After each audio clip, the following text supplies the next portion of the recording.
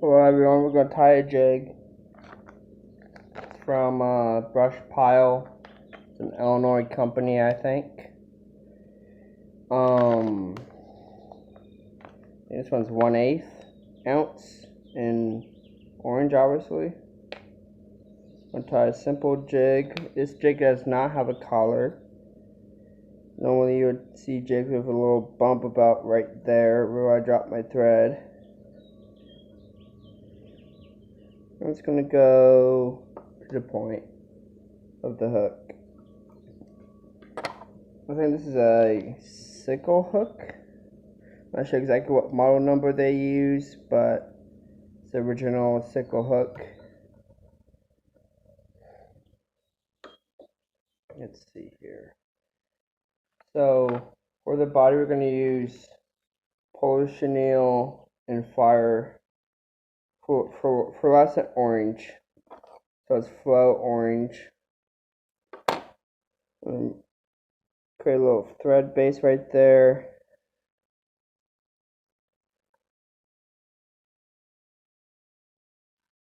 I don't know what kind of thread this is, guys, but I bought it at Fly Masters in Indianapolis, Indiana. Great group of guys. One of them's a YouTuber, and be sure you all know who Dressed Irons is. If you don't know who that is, just ask me in the comments section, and I'll tell you his name. I might put his YouTube channel link in the description, maybe, if I have time.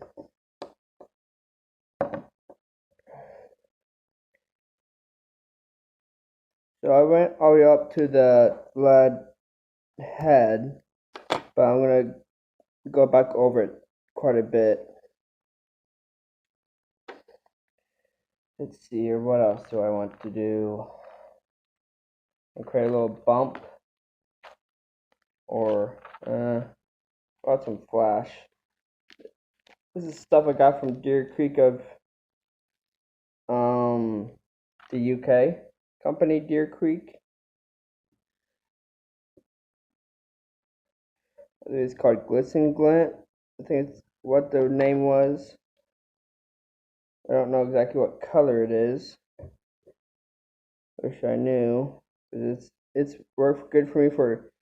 This jig's gonna be made for bass, so you don't need, maybe not overly flashy, but this works. It's like UV flash, like a UV silver, if that was even a thing. It's not holographic, it's just crinkly. It's like you can break it apart, it's like angel hair kind of, but a bit too little crinkly.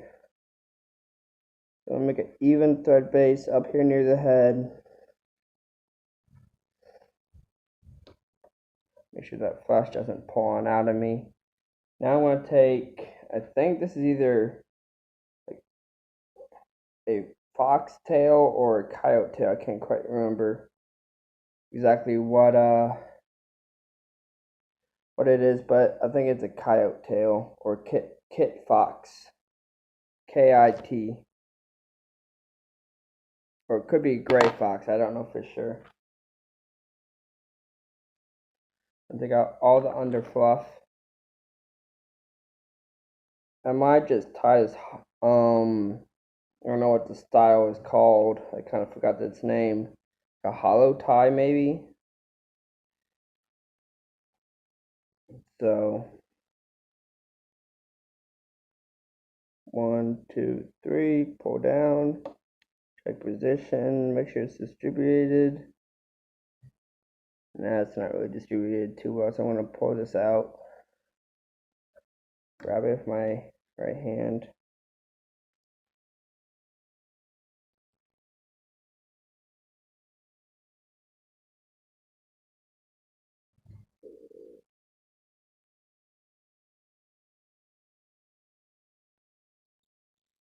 Try spinning this hair like a cloak. and it's quite spin all the way, but let's see if I can't fix that, guys. I sometimes tie these jigs just with a wing up on top, wing down below, and sides on. But this one, I'm gonna try to do it hollow tie, or I don't know exactly what style this is called, but it should work for the bass that are in my area, largemouth, and maybe smallmouth if I drop down in size. Let's see here. I don't know. I don't know too much about these new streamer styles either. So, whatever this is called, put it in the description down below, or the comments down below. This is going to take a little bit, so these are not very sharp. Okay. I keep doing this.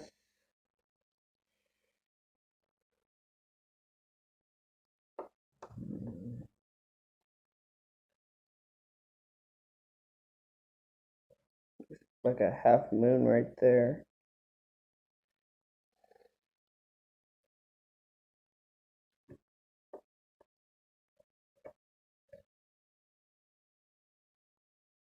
I caught loads of bass on something like this before, and obviously I made it less flashier, but because we had so much rain here in Illinois, or in central Illinois, that a lot of flash states, so they can probably see it a tad bit better. Okay, I'm getting pretty close. I'm kind of cutting from this curvy part, so I can show you what I mean.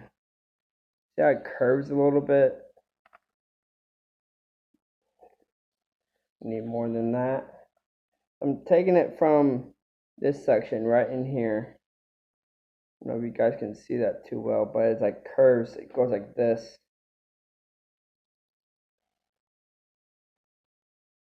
I guess this is just the way the fox was preserved and treated. Don't quite remember how much I paid for it, but I didn't pay very much for it. A couple bucks. I think that's a whole tail too. As you know, pretty good sources to get materials. They may not be totally consistent, but they're pretty dang cheap. They're a lot cheaper than buying it in a fly shop. Several sources of fur that I know of.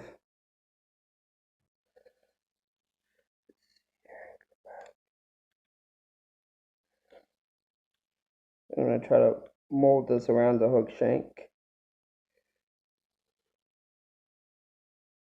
That's two wraps. Pull kind of snug, not quite snug.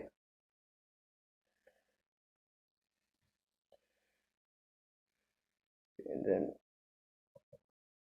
if this was a streamer, I could use a straw, but with this jig head, I seriously doubt there's any tool out there that can do this. Teach how to use your fingers.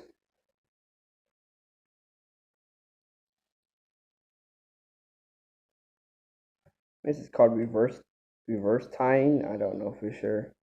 And kind of creating a dam, tying it forward of the eye, and then pushing it backwards, so it's gonna be snug right there. This can imitate maybe a crawfish or a minnow, depending on which way you look at it. It's all uniform on one side, on all sides. That orange, and this is kind of the tail fur is kind of like represents the shell of the crayfish maybe. I've had a lot of good luck with this. I don't know what you call it, bright orange head, and then tied with some coyote, fox, or whatever. I'm gonna tie another one just so you can see what I'm doing. Try doing it a little bit better. Sorry guys, someone's calling me, so I'm gonna get rid of that. Again, same thread. This time I might just put down a fine layer of lead wire. This is lead free 20 thousandths. So that's 0.20. I'm gonna put it on where I stopped my thread, which is at the back of the hook, and I'll wrap all of this all the way forward. Break that off. Helicopter that back from the back and create a little dam. And then I tend to like the thread to be on the shank, that way I can just push it pretty hard and get just some dexterity in my fingers. And it's gonna hurt when you first do it, but if you tie every single day, you know if it's not secure properly, the materials under it will spin around the hook shank. This is my preferred method. Same chenille and fluorescent orange. Take it all the way back where I stopped my thread at the back of the hook. Now move it back up. 1, 2, 3, 5, 6, 7. So 10 turns of that.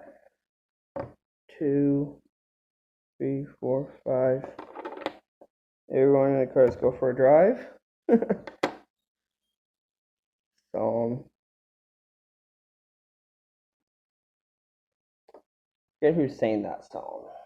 Anyway, I'll put a little bump of this crackle hair, and deep orange. I guess you can use this for like parachutes. It looks like it says dry fly on the side of the package. It's from Fly Tires Dungeon. I'm gonna create a little. I'm just gonna see what happens when I do this, because I never really did something like this before, so I'm gonna see what it does. Okay.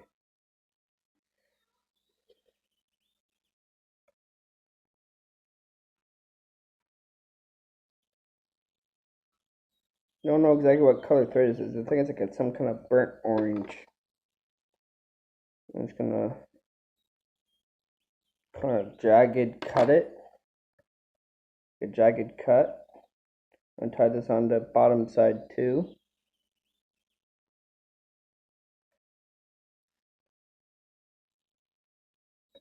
Try to turn this a little bit longer.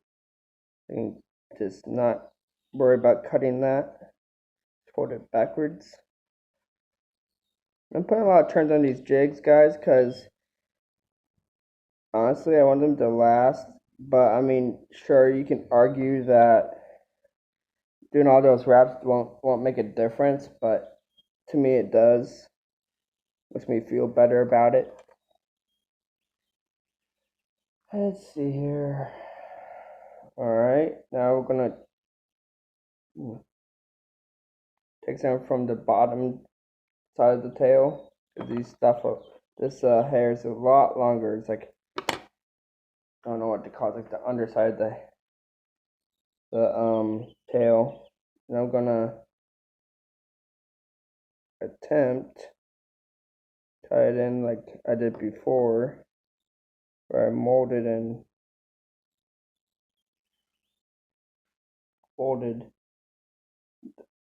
the hair around the jig. Take another clump. Yeah, the under fur. Obviously, don't throw on the floor. Put it in a bag so you can save it for dubbing later.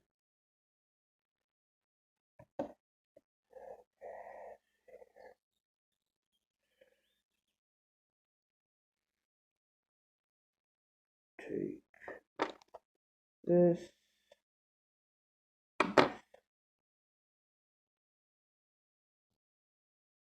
Obviously, this one didn't turn out the way I wanted it to, So I'm just gonna do what I did before and just kind of fold and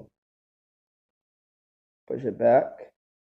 It's okay if I trap a few because not in life is perfect, guys. So if you make mistakes, don't try to get frustrated. Just take a deep breath. Everything will be fine. Okay, let's see here. Not like how some of these are too long.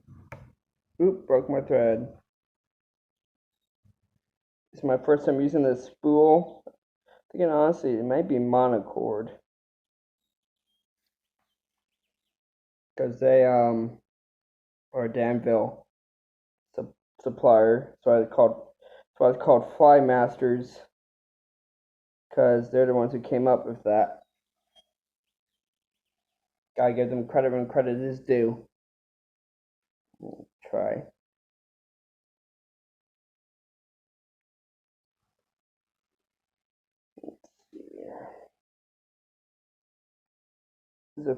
It's a fly shop in Indiana.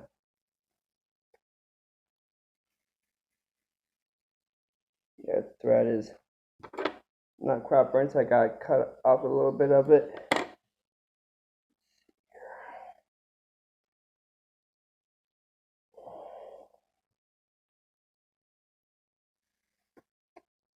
There we go, guys. I'm at the 16-minute mark. Okay.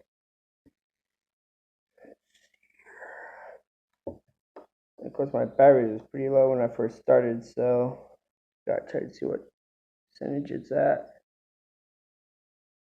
Okay, I can't. Alright. Screw it. You get the gist, guys. It's not a hard jig to tie at all. It's just time consuming because of the way I'm tying it. And of course, I already tied one beforehand, which is this one. Looks pretty bulky, doesn't it?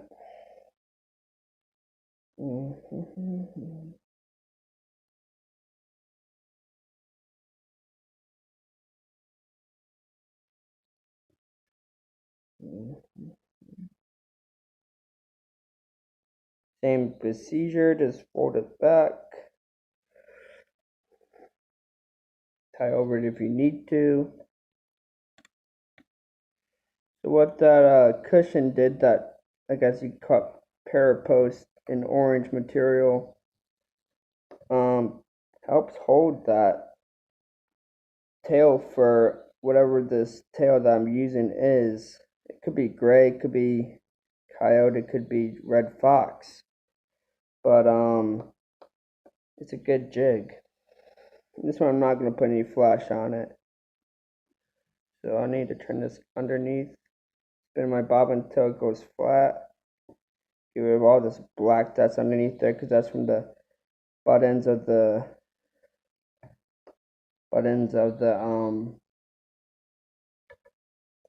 tail fur. Since I don't have an extended whip finisher, I just had to do it like this. This is kind of tricky sometimes. I practiced it, so it falls apart on me. I usually don't head cement my flies because I honestly believe they can smell the glue that's in it. I'm gonna put that. Oop, sorry guys. Trying to put my thread away and bump the camera. Okay. This one looks a little bit messier. It might work a little bit better. Who knows? This one has a little bit of weight.